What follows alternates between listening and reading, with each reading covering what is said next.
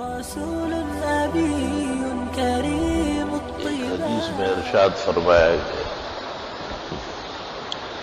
اگر عشاء کی نماز میں اور فجر میں ایک چکنی ہڈی بھی ملتی کوئی پیچھے نہ رہتا، یعنی انسانوں کے تباہی پر لالچ کا اثر ہے،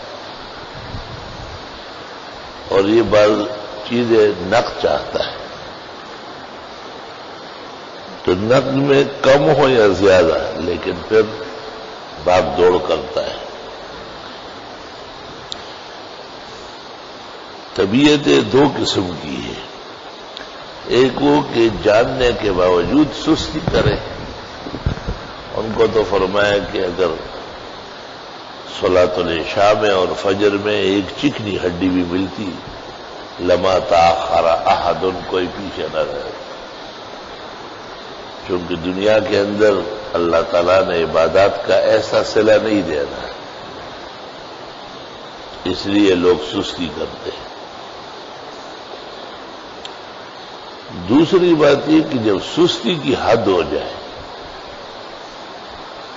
اور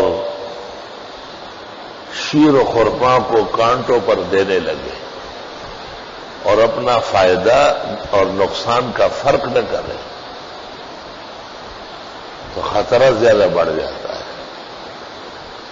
تو فرمایا اثقل الصلاۃ علی المنافقین صلاۃ العشاء والفجر، منافقوں کے لیے بہت تکلیف دہ ہے، بہت گراں ہے عشاء کی نماز اور فجر کی۔ اب یہ دوسرا رخ ہو گیا، پہلے کم تباہی جو عشاء اور فجر میں سستی کرتے ہیں تو فرمایا تمہیں کچھ مل نہیں رہا اس لیے نہیں آ رہا، اور اب جب نہ حد تک پہنچ گیا تو سزا بڑھا دی گئی، اور فرمایا اثقل الصلاۃ علی المنافقین، بخاری اور مسلم۔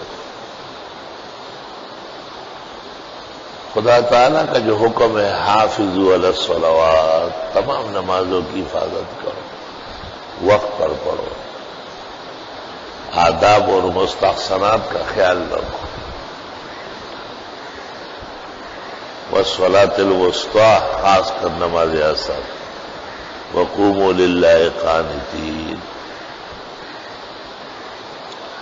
اب یہ تمام نمازوں کی تاکید ہے، اور خاص کر ایک ایسی نماز ہے جو دن اور رات کے درمیان میں آ رہی ہے۔ عصر کو دن ختم ہوتا ہے اور رات شروع ہونے والی ہے تو کاموں کا ازدحام ہوتا ہے، بھاگا دوڑی کی جاتی ہے، کہیں اس بھاگا دوڑی کی وجہ سے نماز نہ چھوٹے۔ والصلاۃ الوسطیٰ، ام المومنین حضرت عائشہ فرماتی تھی کہ میرا دل چاہتا ہے کہ لکھوں ساتھ آئے العصر، یا وسطیٰ سے مراد عصر، کہتے ہیں اس میں 22-23 اقوال ہے، ما من صلاۃ الا ذکرت فیہا، امام طحاوی کہتے ہیں معارف الاثار میں، لیکن اصلاً یہ اثر ہے۔ اثر کو اثر اس لیے کہتے کہ وہ نچوڑ ہے، خلاصہ ہے۔ دن ختم ہو رہا ہے اور رات شروع ہوتی ہے تو اثر ایسے موڑ پر ہے۔ امام اعظم رحمت اللہ علیہ کی فقہ میں اثر مؤخر ہے، اور سورج پیلا ہونے سے پہلے پڑھنا سنت ہے، مثل ثالث کے اندر اثر ہے، اور مثلین تک ظہر ہے۔ اس لیے ہمارے فقہاء نے لکھا کہ اثر پڑھ لی جائے اور اس کے بعد سورج کا تغیر ہو، اصفرار اللون ہو، بس یہی وقت اثر ہے، بہت زیادہ سویرے پڑھنے کی ضرورت نہیں ہے، اس کا وقت بہت کم ہے، بہت مختصر ہے۔ اثر پڑھ لی گئی ہے، بس ابھی آگے پیچھے ہوا، دیکھا تو مغرب قریب ہے۔ سمیت العصر لأنہا اثر الاوقات، فقہاء کہتے ہیں اوقات کا نچوڑ ہے،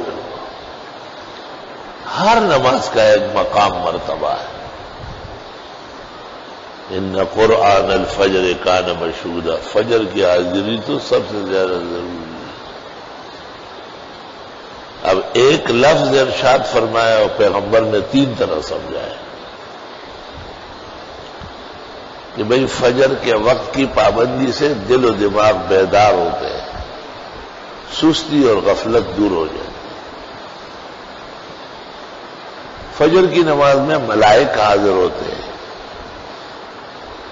رات کے جو چوکیدار کر کے ابھی جائیں گے فجر پڑھ کر، اور دن کو جو عصر تک کریں گے کام، وہ آ گئے، اکٹھے ہو گئے. علماء نے اس سے مسئلہ مستنبط کیا ہے کہ ایک کلاس جب ہو رہی ہو تو وہ استاد جانے لگے اور تیسری کلاس کا آدمی آنے لگے، آپس میں مل لے. یا ایک چوکیدار گیٹ پر کھڑا ہے، اس کی ڈیوٹی رات کو تھی، وہ ہو گئی، جب تک دن والا نہیں آیا ہے وہ جائے نہیں. ڈسپلن کے اعلیٰ ترین صلاحیت اس سے معلوم ہو رہی ہے. اور تیسرا مطلب ان قرآن الفجر کان مشہودا کا یہ ہے کہ بھئی مسلمان کی حیثیت سے آپ کی آمد بہت ضروری ہے. تجھے تنبیہ بھی کی گئی کہ کیا لالچ میں آنا چاہتے ہو، اور تیرے اخلاق کو تنبیہ کر کے کہا کہ اس سستی اور غفلت سے کئی نفاق نہ آئے. اس سے علماء نے استدلال کیا ہے کہ چستی پرتیلی یہ اور نفاق جمع نہیں ہوں گے. نفاق کا پہلا زینہ سستی اور غفلت. علماء دین اس لیے کہتے ہیں کہ رات کو سویرے سویا کر تاکہ فجر چاق و چوبند طریقے سے پڑی ہے. نہا رسول اللہ صلی اللہ علیہ وسلم عن سمر اللیالی، راتوں کی قصے کہانی و فضولیات سے پیغمبر نے منع کیا تاکہ نماز فجر متاثر نہ ہو جائے.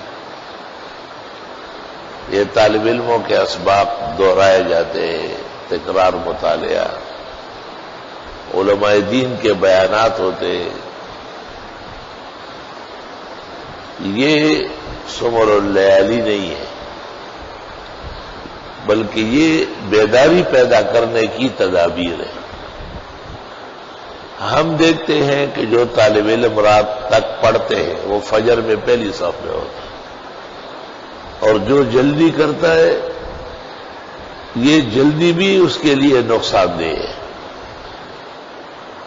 چنانچہ وہ فجر میں کم آتے ہیں یا پیچھے ہوتے ہیں.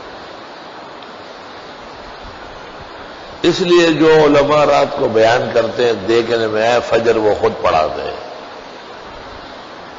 اللہ رب العالمین نے اس کی برکت سے اس کو چستی سے نوازا ہے، صحت سے نوازا ہے.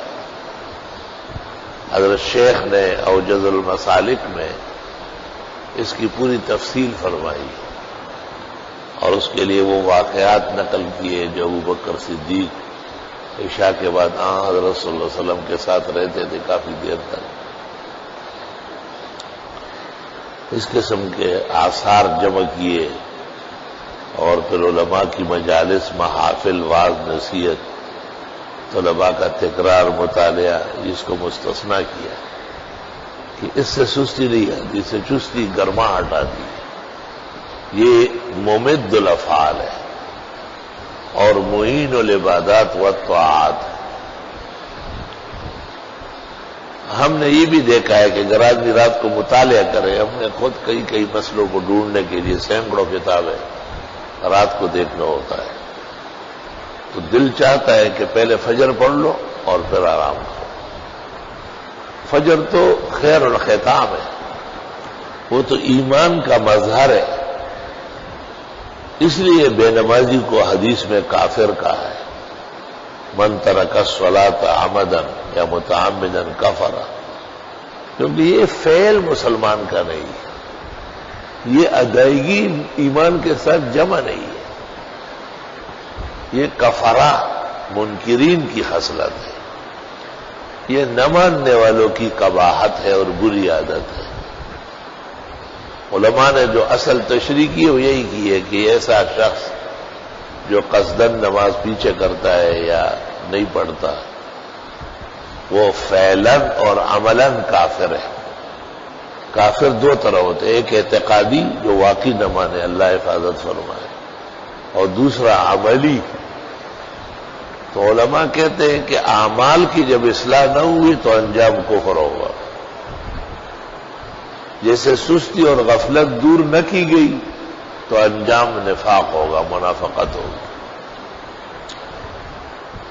استغفر اللہ استغفر اللہ۔ نبي كريم